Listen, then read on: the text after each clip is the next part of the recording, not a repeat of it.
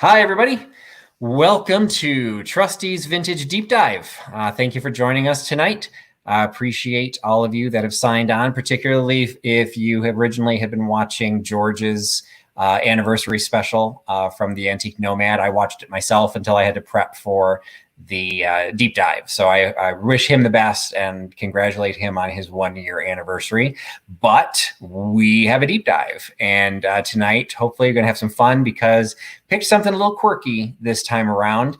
Hopefully everything's fun and everyone enjoys everything that we do. But this one, I think, hopefully a lot of people might actually relate to it.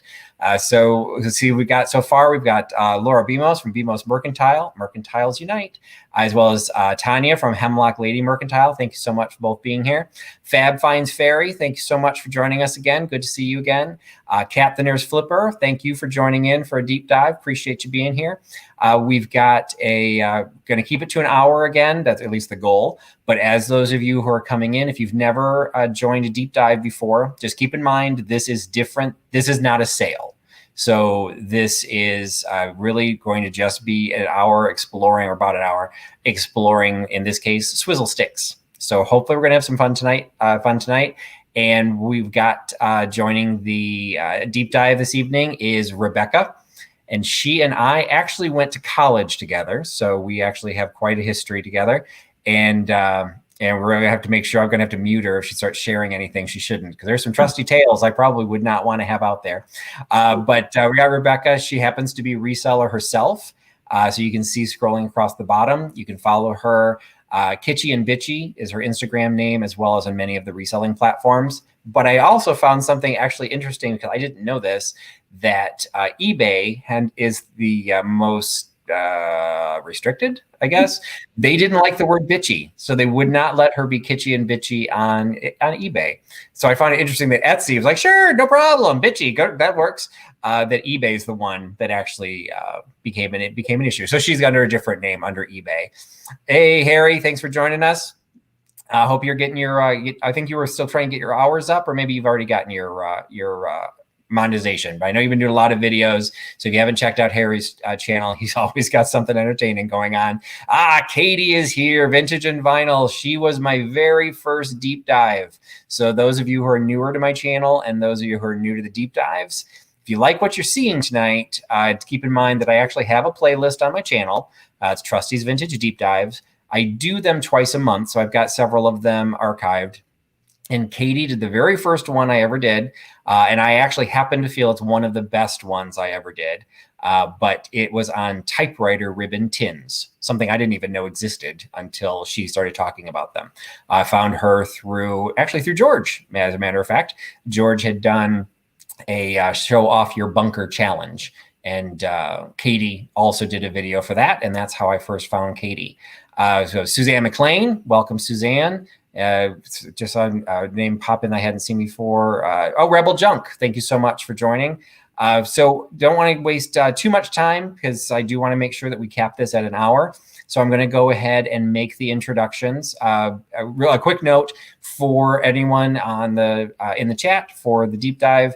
This is a live interview, so it's not a sale, but it is a live interview. So if you have questions, feel free to drop those questions into the live chat, and I will try, and as time allows, answer as many of those questions as possible. Hey, Auntie Christy. So tonight we've got, again, Rebecca from Kitschy and Bitchy. When I knew her back in her college days, her parents were very into antiques. Their home was amazing. I was kind of interested, but I didn't know anything about it. And so her parents were so welcoming and shared so much information. And so she has it in her genes. And so when I was looking for partners to do the deep dives on, she was definitely one of the people I wanted to reach out to. And she has a YouTube channel, but has not been particularly active on it. But who knows? Maybe she'll have fun tonight, and that'll become she'll become an active member of that. Yes. What's what? Maybe this will motivate me. Who knows? There we go. So everyone, encourage her. We'll see how things go. But I'm going to let Rebecca introduce herself, and then go ahead and kick off the first question as she's doing her introduction. Is really, why Swizzle Sticks? How did you get started doing Swizzle Sticks? Well, thank you so much for having me. Obviously, I'm not used to doing the YouTube type things. But as Pat mentioned, I grew up around antiques. Our home was sort of equal parts museum and hoarders. So I have a little bit of experience in everything. And Swizzle Sticks is something that's sort of, you know, who doesn't love Swizzle Sticks, right? It's a fun thing.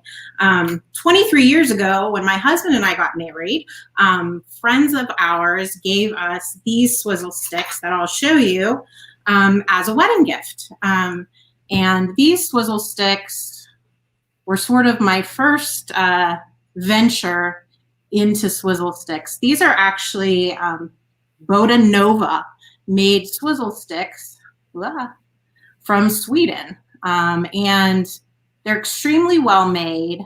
This is an eggplant, I believe. We've got pear, banana, some other fruit.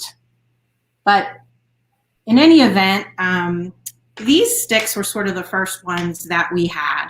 And these sticks, it turns out, are a pretty nice representation of hand-blown glass Swizzle Sticks. And now, it's hard to imagine, they're actually considered vintage. And so a nice set of these Boda Nova sticks would probably run about $100 now if you bought them new, or if you were looking at some vintage ones, maybe a little bit more than that. So I sort of fell in love with these. And then as we were building a home, we were able to put what you see behind me, this bar in our home. So that sort of rekindled the idea of where are those Swizzle Sticks? Like, I had never used them. Why am I not using them? And so we sort of began collecting them, picking them up here and there. And that's one of the nice things, is that you can find the Swizzle Sticks pretty much anywhere. If you're a thrifter, you'll still find them at the thrift stores. If you collect pretty much anything under the sun, you are going to be able to find something that's a Swizzle Stick that relates to your collection without necessarily a huge investment. So the other thing that got us into Swizzle Sticks were these Name Your Poison set. And these are pretty common on eBay. They've gone up in value, but they obviously come as a set with the various poisons, and then a glass stirring rod, sort of to be a mortar and pestle. And my husband's a pharmacist, so yes, we should be sipping every time we hear the word swizzle. We will be toasted by halfway through the show. An obvious thing for us, because it was pharmacy, something my husband loves, meets barware and Swizzle Sticks, something I love. So that's sort of how we got started with Swizzle Sticks. A quick question, Rebecca, before you jump onto the, have yourself a drink. When you talked, the very first set that you showed, the Swedish, the blown glass. Now you actually, I don't think you showed it, but when you had showed it to me, I think they're still in there. They used to have the box from those, right? I do. Well, I actually have two very nice sets of glass Swizzle Sticks. One are the fruit that I just showed, and they are in their original box, but I can show you that other one too that we... The question that came up would be, if you found those individually, is there any sort of marking or any sort of way of knowing that they were part of a set, or how to complete the set? Like, if you only found 4, would you know that there were actually 6 or 8? These are, the glass Swizzle Sticks are very hard to identify by maker. So the best thing you can do is, if you find a set, first, having some knowledge of blown glass really helps, because with these, you can tell there's a lot of detail on these. They're finely done, and the ends are also, they come to a very fine tip. So they're very fragile, obviously hand blown. So you know they're a bit more in value. Some, like this is an orange, it has a frosted type, but they aren't marked. To answer the question, no, they aren't marked, and without a very good search, you might not know the maker of these or the age of these. It takes a good search. Fortunately, because I have the whole set, I was able to do a quick search to confirm. I knew they were Bota Nova because I still have the original box for these, but to make sure, okay, these are vintage. They're 25 years old and they're about in this price range. I have not come across a lot of glass sets that are actually marked with the maker. Now that might be the case for some of the finer companies. Gold and silver sets, which I don't have any examples for. Some were made by Tiffany. Those are all going to be marked, but the glass ones are a bit harder to determine the maker. Now, I think the ones I had shown you recently were these. I can show you that these individually as well. And I'm lucky enough that this had its original box. And Patrick mentioned my mom's. My mom's price tag from her antique shop is still on here at $45, which was probably from the 80s. But these are in the original packaging. And again, these are made by the Fine Art Manufacturing Company in Brooklyn, New York. Oh, my camera. So you have to look again at the level of detail in the art glass. These all have very fine level of detail. The newer ones, and this company is still in existence, they do sell newer sets of glass that are also very attractive, but for example, on the horse, they would not have these fine hooves. They might cut them off there. I'll show a few of these. It's just the quality has, I don't want to say gone down because they still make nice items, but you definitely can tell the difference between the vintage ones, even from the same manufacturer, and the newer sets. This one's, I love this one with this trumpeter. And these also, this one's sort of very kitschy, this nude trumpeter. These are almost like a blown glass has then been applied to the top of the flat swizzle sticks. This has a rounded bottom, but very nicely applied on each of them. You definitely can tell it's a vintage work. So the vintage ones will be more expensive than the newer sets. This set's somewhere between maybe $150 and $200. I have 8, there's 8 in this particular set.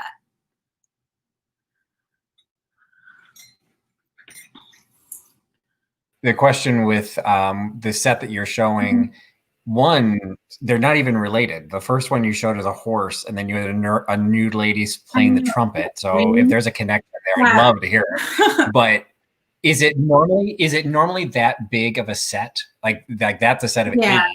Is that the norm, or is that a large set, or did it vary? The older sets and even the newer sets, 8's pretty much your max you're going to find at one time. A lot of sets would have 4, and then obviously, like any other table setting, you could have bought more sets. But yeah, 8's, I would say 8's about standard for a nicer set. Some of the newer sets, or in newer I mean by 50s, 60s, you might come up with something that's a set of 4. I can show a set of 4 that might be typical of something like more from the 40s, 50s. This is a set with playing cards. So again, if you're looking at the material they're made of, which that's really going to be a big determination of value. These are glass, so the actual rod is glass. And then the playing cards look like this. This is an interesting set because my playing cards are plastic, okay? This set's worth maybe, I have 4 in the set. It's worth maybe $25 or $30.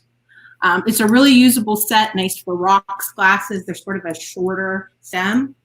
But if the playing card was made of Bakelite, then you're looking at sets that are somewhere around $100. So it just determined the whole value of this set, which has been changed over the years by a lot of manufacturers, is based on what is that playing card made of. So these are plastic. If you had Bakelite, you're looking at a more valuable set.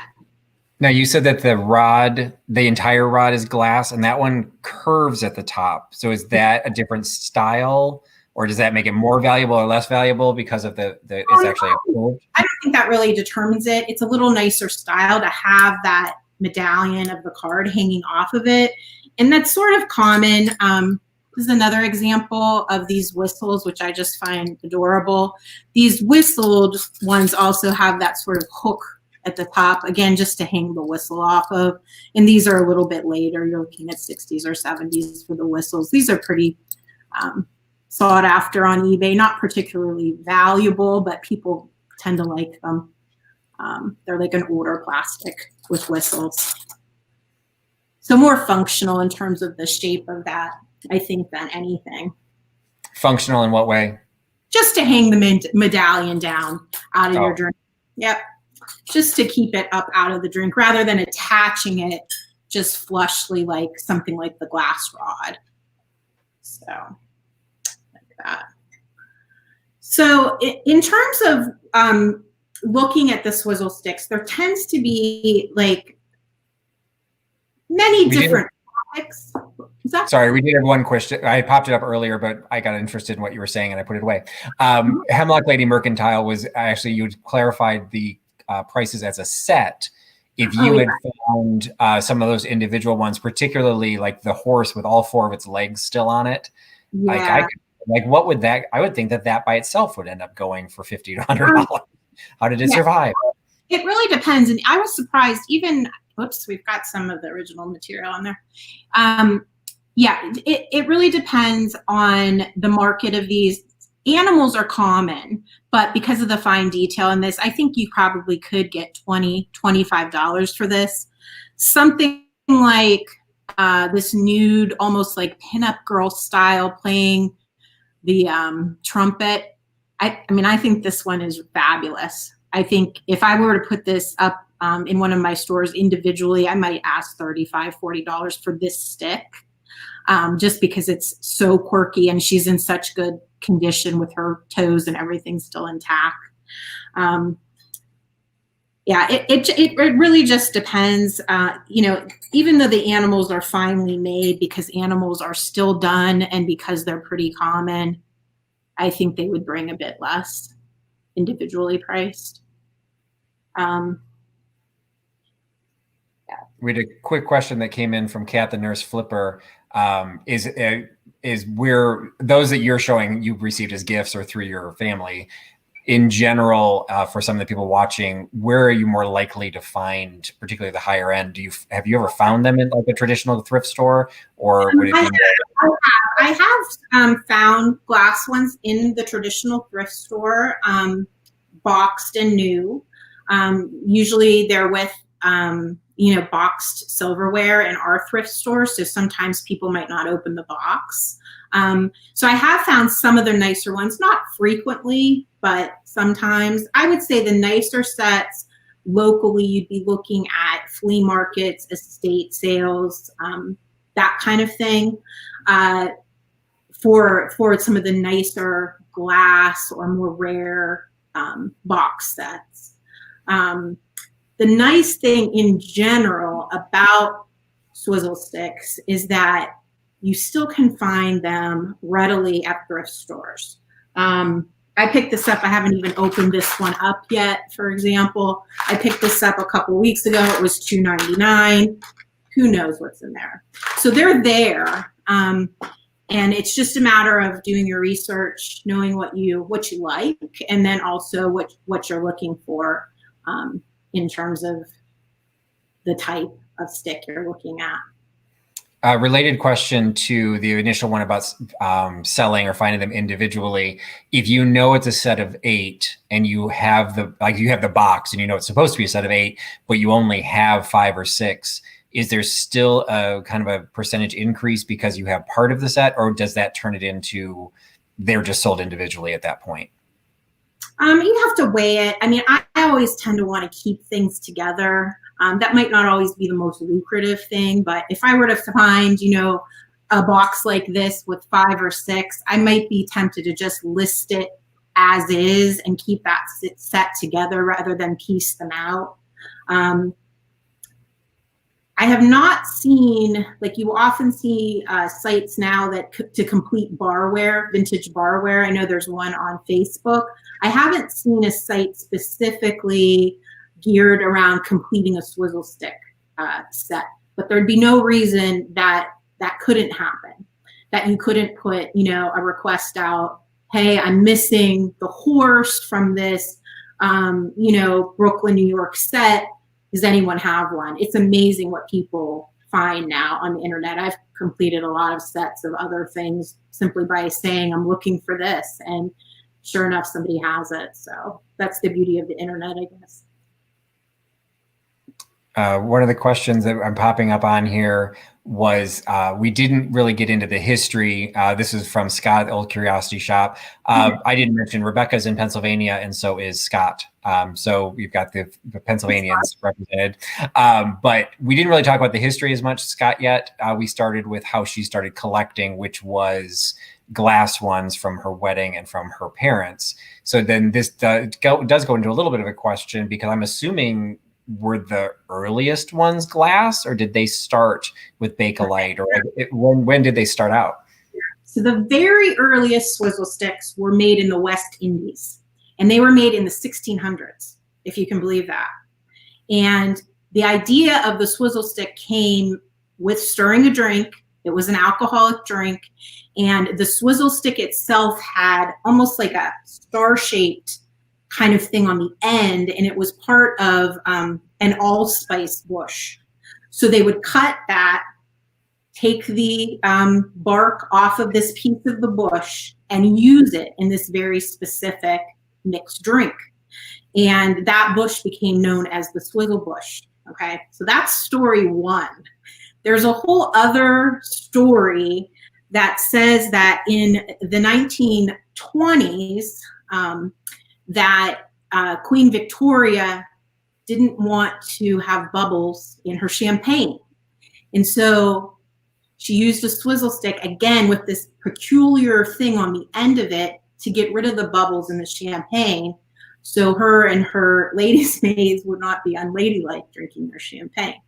So those are the first two things. But I think what the watcher is talking about is really where swizzle sticks did pick up. So there was a gentleman in J. Sindel who finally patented the word swizzle stick, and that occurred in the 30s, 1935. And he was trying to come up for a way to get olives or cherries out of mixed drinks, and he did that right before Prohibition. So they were glass and they were, functional. Then Prohibition came along, and when the bars and so forth opened back up, they wanted a unique way to advertise their establishment.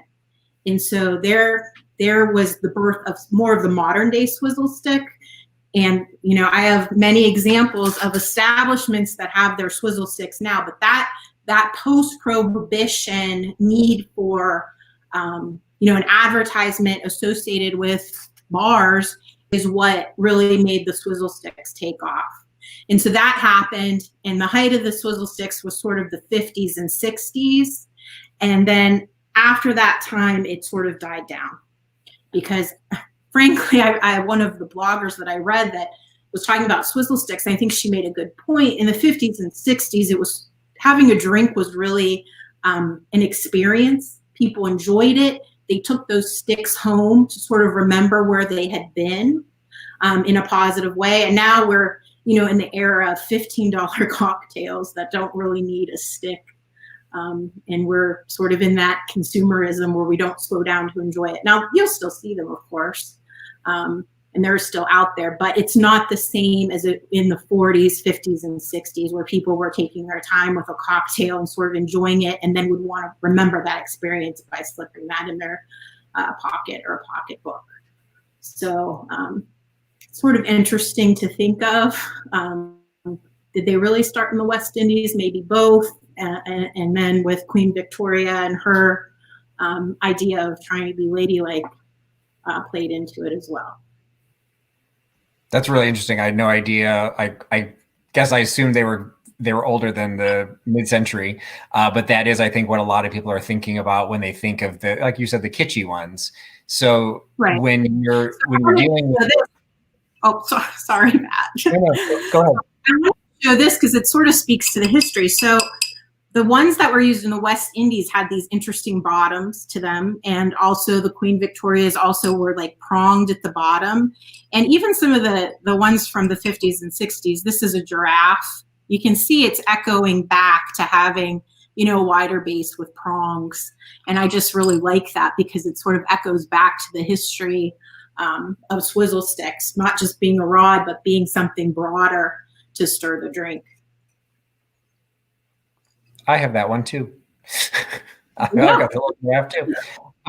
So this addresses, and the chat's gone by too far, so I can't get back to it. But Harry asked a question, which you kind of touched on, so if we can go into a little bit deeper and connect it with another question. When you started saying that post-prohibition is when the advertising aspect came in, is that also when they were starting to use a traditional plastic? Like, so is that where the plastic ones started coming from?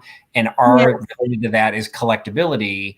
At what point would the collectability kind of not be there?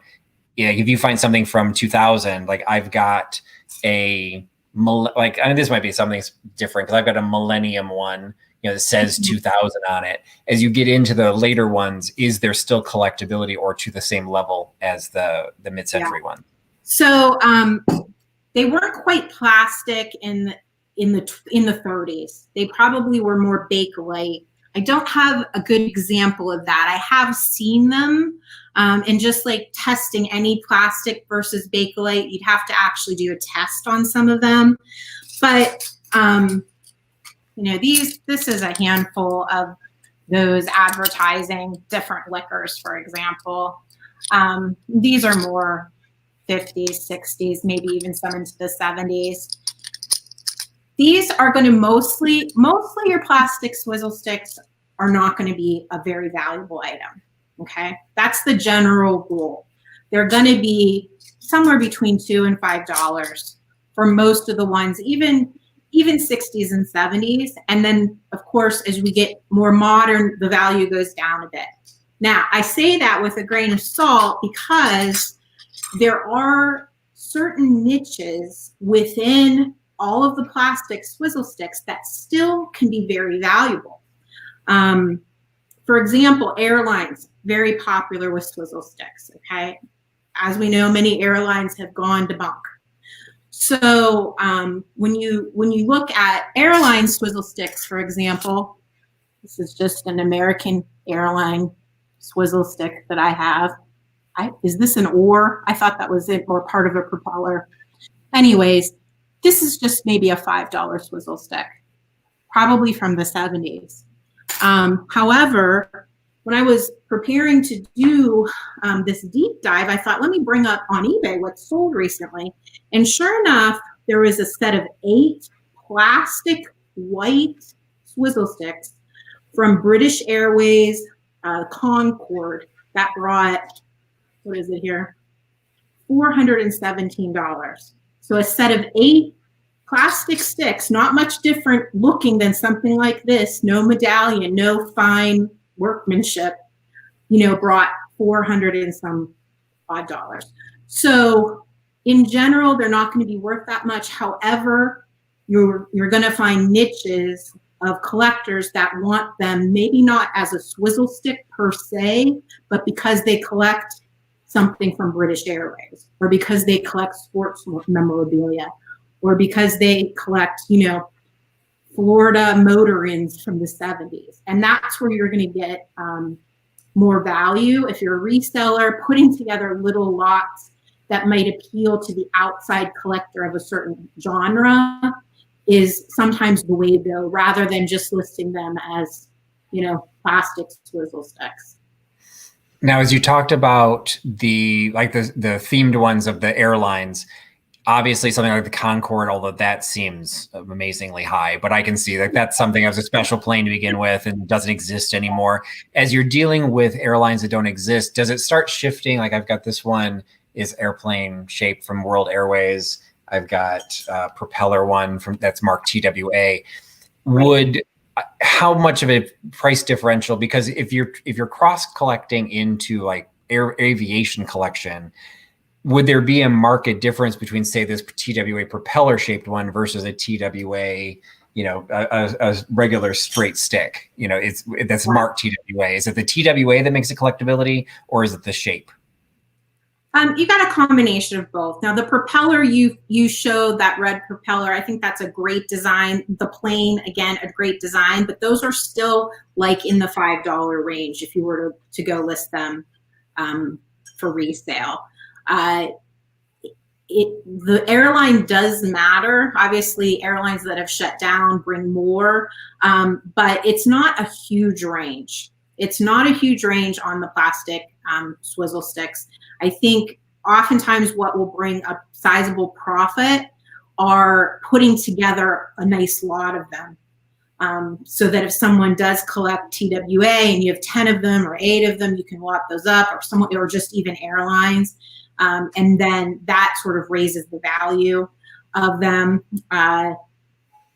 Yeah, it's sometimes actually a little bit surprising that something that you think, oh, well, TWA with this really unique design, certainly it would bring more. That might not be the case.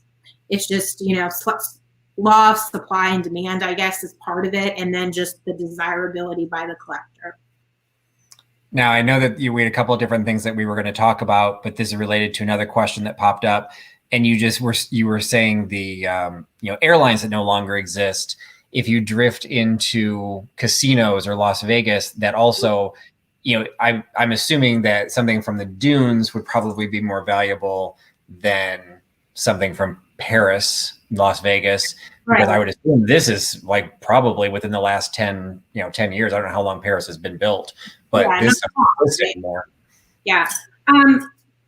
Within a range. Yeah. So, right. The Las Vegas casinos or hotels that aren't in existence anymore or have changed their names over the years are going to be a little bit more valuable. Maybe you go up into the $5 to $10 range. I'm not as familiar with the new ones that are out. Certainly there's probably niche collectors for Paris or for other places people vacation. So it does matter in terms of era, how old they are. And oftentimes, really, I think you can tell the design of it, too. It's just a little bit kitschier and cooler when it's older. I mean, this Tropicana with that fluted top, it's a little bit just different from the 70s than it would be something more modern. So the value is going to be slightly higher. But again, you're not going to go from a $2 to a $20 just because of when it was produced. Now you're talking about design. If you have something like this kind of a cool tiki, tiki god one, this is not marked. So this is not an advertising piece at all. It just is kind of cool and has the tiki mask on it. Where do those fall in the bigger picture of collectability? So tiki collectors are in sort of a world of their own, super popular right now. In fact, if you do research just in general about swizzle sticks, they'll say that the tiki bars, the modern tiki bars like in Palm Springs and Vegas are actually bringing back the swizzle stick. And so right now, something like that, something that's real tiki, even though it doesn't have a former establishment on it, is going to do a bit better, than something that might just have a plain design. People love their tiki, and even these aren't exactly tiki, but if you have a set, for example, these are all Hawaiian. So you've got trees, you've got Tahitian, I guess it is tiki, Tahitian bar, close enough. You've got things along that genre that I think could cross over, and then you have a more valuable lot than you would if, they were just American hotels without tiki theme. Now, this is a question that come up earlier, and I can't find it in the chat. Was kind of the genuine well, actually both sides. I'll actually combine two questions. One would be if you are looking for them in, like you mentioned, the traditional thrift stores, that one collection that you haven't opened yet. When you find them in general, how much would you expect to pay if somebody doesn't know that they have something special versus the flip side? What's the most you've ever paid for your collection? I've been lucky that when I have found them in the thrift stores, I've paid just a few dollars. I've never found a good box lot. No, I take that back. I did find one good box lot that I did resell. I believed I paid around like $5 to $7 for a nicer box lot. It was glass. It was not as good as the glass that I've shown the animals and the musicians, but it was still a vintage glass. And I think I paid, I was like $5.99. $7.99. You can, at least at my thrift stores, they often put like cutlery and kitchen. I always look in there because you can find loose swizzle sticks in there fairly frequently. And in our thrift store, those are $1, sometimes $2, just depending if they have it as a kitchen gadget or as a cutlery. I would probably, for a nicer set of glass, I would probably, and if they're in excellent condition, I would probably pay up to maybe $40 at the thrift store, although I've never found it, anything like that, because those nicer glass sets can bring easily $100 and sometimes a bit more. They do, a lot of people will auction those on sites like eBay, and if, people, they are somewhat coveted if they're nicer, and so they can bring more. So I wouldn't hesitate to spend $40 on a plastic swizzle stick unless it's for my personal collection and I just like it for whatever reason. $1 or $2 is all that I'm going to pay. I have to admit though, if there's a box lot of them, I have a hard time passing that up for $4 or $5 just because I love looking through it. I know I can get my money back if nothing else, and you just never know. Maybe that British Airways Concorde one is in there, and you just, it's that thrill of the hunt that I know a lot of us have. So you can't go wrong. If there's a bag at the thrift store for $4 or $5, I would certainly pick it up. Even if they're newer, I wouldn't hesitate there. And then the flip side was, what's the most you've ever paid to build, probably more for your collection as opposed to resell? Yeah, so I've been lucky in that the nicer ones I have, one was my mom had in her antique shop when she passed away, and so I kept that. Some have been gifts. I recently purchased. I can show that. I'm a $30 range person. Now these. I'm in the market for the ice bucket, which I know is not a swizzle stick. I would pay a good money to find that matching ice bucket. I know it's out there. I missed it on eBay a few months ago. But that I would pay good money for. I think that's the thing. Until I see it, I wouldn't know. I probably have a good price for several different things, but I'm mostly going to be for sets, maybe in the $25 to $30 range, unless they're really outstanding. And then for single ones, again, unless they're great, I'm in the 5 to 10 for any kind of plastic single set. I recently bought this set just because I just loved it so much. It's this bottom up. They're plastic from the 50s or 60s. I just think they'd be great at a little party. They're in their original box. You got sort of a pinup design. They have the name on them too. Bottoms up cocktail mix. Now I believe I paid $25 or $30 with shipping in the original box. That was the last purchase I think I've made for my own personal collection, and I was happy to pay that. Since they're in such nice condition, and I just really like them, right? Who doesn't like these? What era are those from? Around 50s, mid-century. Yeah, 50s or maybe 60s. And they're readily available. It's not like they're anything spectacular, but I just love that they, even the font, for mid-century people, that font's just fabulous with the bottoms up. I wish I knew how much they were originally, but that tag has faded. So I'm sure I know you answered, and I assume I know the answer to this question, but related to what you've paid, are the 2 sets of glass that you started this show with, are those your most valuable collections right now, or do you have anything else that would actually be more expensive? Those are my most valuable would be those 2 collections. Yeah, those are going to be the most valuable collections. This is one of my collections that's just so much fun. I'm not so much in, other things I collect, I'm a little bit more concerned about, well, is this a good investment? This is just a good investment in having fun, which is what's nice about the Swizzle Sticks. But yeah, the glass ones are going to be the ones that are more expensive in my collection. I do have some newer made glass ones also that are going to be nicer. I have this set of olives, and I haven't been able to find the manufacturer of these. They may be even more modern than I typically pick up. As you can see, I bought them at an antique shop. So I paid, here I am, $18. That might help answer someone's questions for these 6. And they're quite nice. These are more fine. I picked these up not that long ago. I'm not sure if these are supposed to be papayas or pineapples. But again, they're nicely done. These actually are hand blown. This stem is hand blown too, which I thought was nice. It has a hole up the middle. And I think I paid for the 4 of these, I paid maybe $15.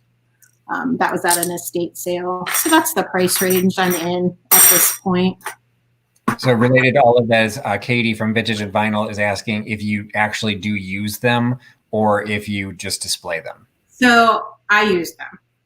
I think growing up in a house with so many antiques taught me not just a love for antiques, which I'm very grateful to have, but at times I felt like our house was a museum and that I couldn't touch anything.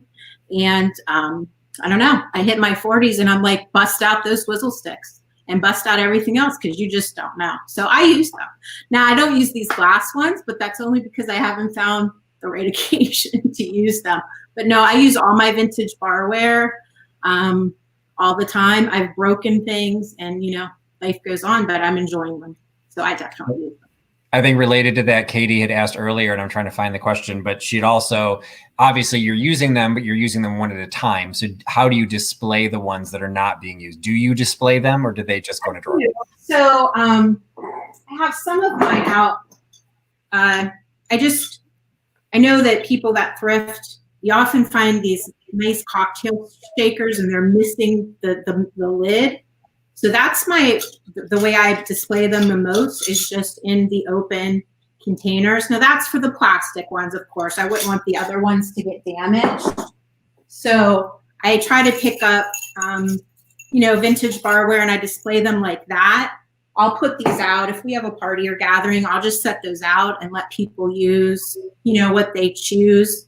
A couple months ago, we had a sort of a vintage card party. So we put all the vintage card stuff out and I used them that way. So the glass ones I do keep boxed up just because I don't want them damaged. But I would use them. I would use them. Come on over. We'll have a drink. So we need to live closer together. Related to that, you mentioned kind of how you're picking them up without the tops. Do you then also, it's not Swizzle Sticks, but do you then collect specific cocktail shakers, or is it really just what you come across, that's what you display in?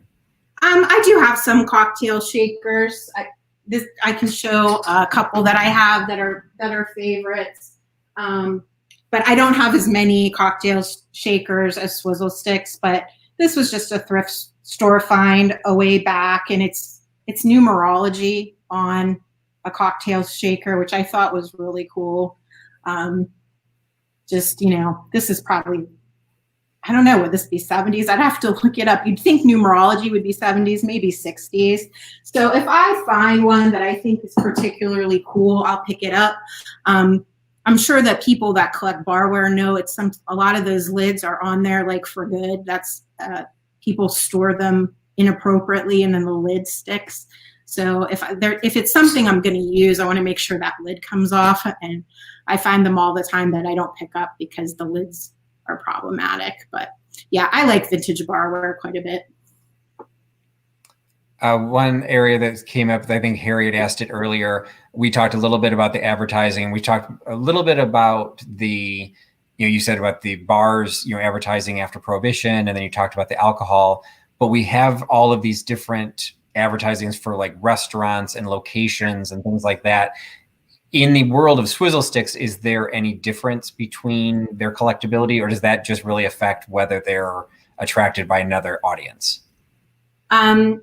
Like I've got Disney World ones, I've got, things like that. I think, again, it goes somewhat by era. So there is like a Swizzle Stick Collectors Club, and within that Collectors Club are individuals that are particularly looking for things like General Las Vegas hotels, or there's a collector that is particularly looking for American Motor Lodge. So in general, you're all going to be in the same price range, but there are certain niches that either individuals or group of individuals are sought after. The Vegas stuff, the older stuff, I think is particularly sought after because Vegas is still sort of the Swizzle Stick capital. That's where the Swizzle Comic-Con, so to speak, takes place. And so you still have people that are going there. There's probably still Swizzle Sticks being designed specifically for events there and for the tiki bars there. So, Vegas is sought after. Florida, old school Florida is sought after. Yeah, I'm not sure if I answered your question fully, but it just sort of depends on specifically what's there. It would be hard to go looking that specifically for resale or for collecting like at a thrift store. But you might be lucky to pick something up. If you were looking so specifically, I think you're looking more at an Etsy or eBay way of searching for those niches, and you probably would have luck. But it's not something that, I'm not going to go to the thrift store looking for vintage Florida Motor Lodge Swizzle Sticks. I'd be looking, I think, too long. One of the things that we, I guess indirectly you might have talked about it, but is when you get into Swizzle Sticks that have a figural shape, like this is actually a ruler, and I think it is actually has the maker's name on it. It says Rule-Stir, Rule-Stir. Not very original. I don't know, maybe a mathematician or an architect might like it, but when these get into, something like this shape as opposed to just a general, stick shape, this isn't worth a lot of money. This probably isn't worth a lot of money, but relatively speaking, your shapes are going to probably be a little bit more desirable.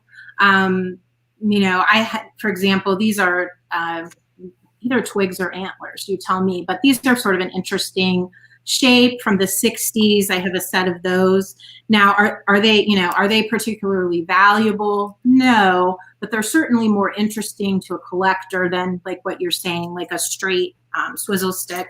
And I can show these too. I mean, as I mentioned before, regardless of what you collect, you may be able to find Swizzle Sticks. So these are some from the 70s. These are all sports related as a set. You've got baseball bats and footballs and, golf clubs.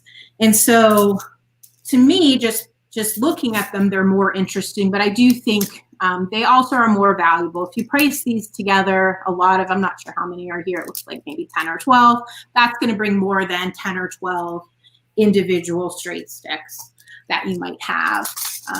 Also, sometimes the sticks are paired with something. So I have this example. This is obviously a gentleman's ashtray, mid-century, no maker, but sort of a nice bronze holder with an ashtray. And then the individual golf clubs are Swizzle Sticks. So somebody that might not be a Swizzle Stick collector, but maybe enjoys barware, might want this for their bar, or somebody who's an avid golfer might think, oh, it's sort of a cool thing to have around. And you can still, obviously you could still use these, wash them. There wouldn't be any problem.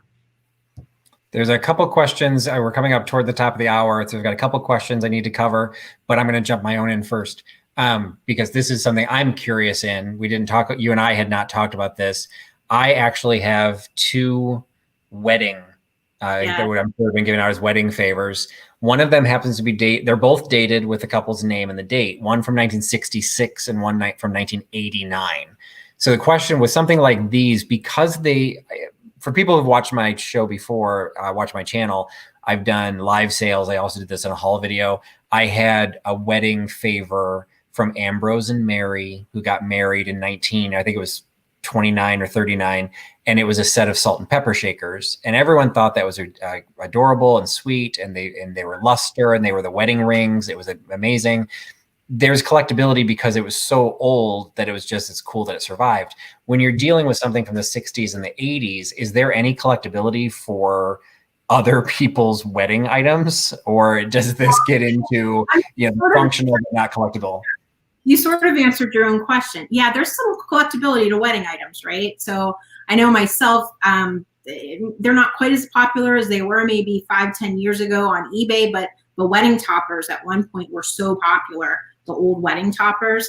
I think the swizzle sticks you have there, you're still in the $2 range for those particular sticks. That being said, when was the last time you went to a wedding that had a swizzle stick? I don't know if I ever went to one. So that might be something hang tight in another 10 years. That'll be something really, unique that somebody put out for their wedding, similar to your salt and pepper shakers. That might be more desirable. But right now, probably no difference in price between the 2 years, and not too much value there, other than sort of interesting that you have those, from someone's wedding they chose to commemorate on a swizzle stick. We do have a question that came in from Auntie Christie, and this is something you and I did not talk about when we prepped, is I don't know, the idea of selling swizzle sticks in the US versus international. I don't know if Nate is on the chat, because I think George's chat is still going, so he might be over there. But we've got one regular viewer from New Zealand. Is this something like, is there even, I'm assuming they use swizzle sticks in other countries, but what's the collectability, and what would be the collectability of international locations? Right. So to answer the first part, I think there is some desirability internationally for barware. I know that for sure. I would say, it's hard to say without looking, but for my own store, barware, I think I probably have sent more internationally than I have on other items.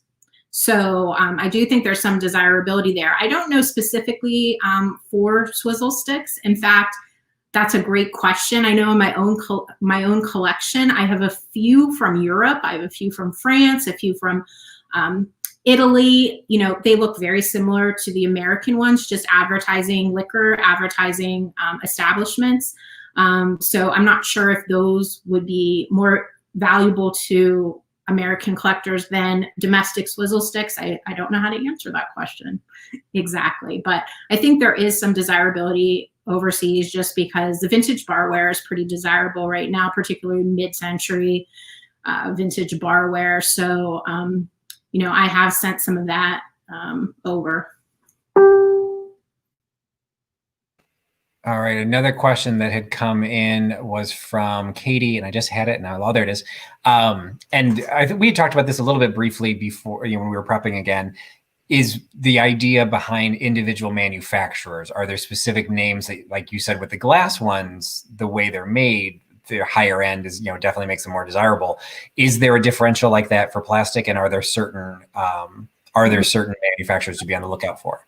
I don't think so, in terms of, I haven't noticed like certain plastic manufacturers bringing more than others. However, just in general, with a lot of early plastic collectibles, some of those manufacturers are no longer in business. So I would say that would be a good starting point. Ones that are no longer in business probably bring slightly more than those advertising companies that are still around. But again, when we're looking at plastic, you're not looking at huge differences in cost unless you have something really desirable. So that would be really, splitting hairs. Something interesting to look at, but I'm not sure if really cost would play in with those. A lot of the ones that I had looked at because that was a question I had for you, I couldn't find makers' names on all of them. I think I did find on a couple. And I was just digging through the stack that I have trying to find the name. And of course, I can't find it. I think it was like Roy or something like that. Mm-hmm. But most of them didn't have a maker's name, but they did say made in USA. And so that would be a question too, is if we're dealing with the vintage ones, and then as they got later, did they continue to get made in the USA, or was this like everything else? At some point, they started getting made overseas. Yeah, so when they sort of started falling out of vogue, you're going to see more made in Hong Kong, made in China, just like other plastic collectibles. It's a nice way to date it if you have them made in the USA. I also, when that question came up, I thought, the plastic manufacturers, I have a few that are marked. And I know I have one that I don't have handy, but that actually was part of a perforated sheet where the bartender, I guess, would break them apart. And that has a manufacturer name because they're still part of that perforated sheet there. But I don't think they were commonly marked. The very valuable ones not made of plastic are always marked. The Tiffany, some were made by Dom Perignon. Those are going to be marked, but your plastic ones, you probably will be lucky if you have that USA mark or if you have the advertising mark on them. And the last question for the evening is, you talked about this a little bit, is when you showed the bottom of some of your swizzle sticks, some of them had the rounded ends, but then we talked about this too, is some of them are significantly smaller. And I know one of the viewers tonight is Suzanne shared with me that she actually found a batch and they were of this style, which were significantly shorter. And I remember there's a couple comments in the chat. I remember as a kid, when you'd get the Shirley Temple when you went out drinking with your parents, because that's what we all did in the 70s. The cherry would be stabbed through this, and you had your own little. These are some of them too. Those are considered picks, cocktail picks, not stirs per se, and they're essentially the same. I think where a lot of these were used, and have a proper rock splash, but they were often put like this with the cherry or olive rather than actually down into the drink as a stir. So these are readily collected right along with the swizzle sticks. I'm not sure. You don't see as many of these. You see these mixed in with lots more often than any single stir bringing a lot of money. But like anything else, depending on their design, they might be more desirable or less desirable. This is from Trader Vic's, which is no longer in business, a set there. So yeah, they're collected right alongside. You happen to show that Trader Vic's one, and of course I can't find it within reach, but I had picked up a box lot specifically for this deep dive because I've never collected swizzle sticks before, and I did. I had a blast going through them, and I found that exact swizzle stick or that exact pick from Trader Vic's, but then I also found the swizzle stick version of it, which was the exact same size of the whatever it is, a bear or whatever it is on the top, but then significantly longer. Does the price at that point, is it just collectible as Trader Vic's and they go for about the same price, or does that smaller pick size go for less than the swizzle stick? I don't really know if it would go for less. I mean, if you have a big one and a little one, put those together and get them up in your store, Pat. Like, I think that makes it a little bit more interesting just to have some variety. But yeah, I don't think picks versus sticks, I don't think there's much difference. I think you're looking at the same factors for evaluating a pick as you are a swizzle stick. They're collected right alongside each other. Fantastic. Well, I think I've called through. I think I hit all the questions. I apologize if I didn't. I don't have my Huckster helper tonight, so I'm trying to do this all by myself. But I think we got everything covered. So unless there's anything you wanted to share, Rebecca, we're going to wrap things up. No, thanks so much for having me, Patrick. I really appreciate it. And hopefully people enjoyed this. I think swizzle sticks are something that's fun to collect. It's not so deep for either the reseller or the collector. You're not into it for too much of an investment. So it's something nice to pick up when you see it. That's fantastic. And if you liked what you've seen tonight and interested in what Rebecca's had to share, her information is scrolling across the bottom of the screen. So you can find her on Instagram and YouTube and a couple other reselling platforms under Kitschy and Bitchy, but under eBay because they were the more restrictive. They didn't like the word Bitchy. For eBay, I can't believe it. Yeah, so eBay, she's Rebecca's eclectic. So you have to practice your spelling for eclectic. But if you can spell Huckster Mercantile, you can spell eclectic. I believe in you. So appreciate everyone joining us for tonight. Scrolling across what's happening the rest of this week. If you joined my live sale last Thursday, the Vintage Carriage House did not waste any time coming out of the gate. They are doing their very first solo live sale tomorrow night. So they will be doing it at 8:30 Eastern. It is time to go after Tim from over the years after he finishes his. Hopefully that'll time out okay. Also on Thursday will then be my next live sale. This week is a solo sale, but it has a theme. So I'm doing vintage toys and games. And because it's a theme, that means the Trusty bargain bin will be coming back out. So everything in that will be $2. And if you live or have accessibility to the Chicagoland area, on Saturday, August 29th, Michelle from Comfy Cozy Living and I will be co-hosting a vintage meetup. We're going to start the day at a citywide garage sale and then hit 4 vintage and thrift stores in the Aurora, Illinois area. So if you're anywhere near Aurora, Illinois and can get there, even if it's just part of the day, I will be posting. It's already posted on my Facebook page. If you want the itinerary, you can direct message me. We will be going to 4 different locations at a very specific time. So if you can't join us till the afternoon, no worries. We'll tell you exactly where we're going to be and when we're going to be there. And one of those stops is the Vintage Mall that I have a booth at. It's doing their grand opening that weekend. Everything will be 15% off and there will be food. So that is where we will have lunch. So anyway, that's what's going on my channel this week. Again, a great thank you to Rebecca. It was great catching up with her, prepping for this, and so happy to have her here on the show tonight. And hope you all enjoyed it. So thanks so much for joining me, and thanks for putting your trust in Trusty Huckster. Everybody have a great night. Bye-bye.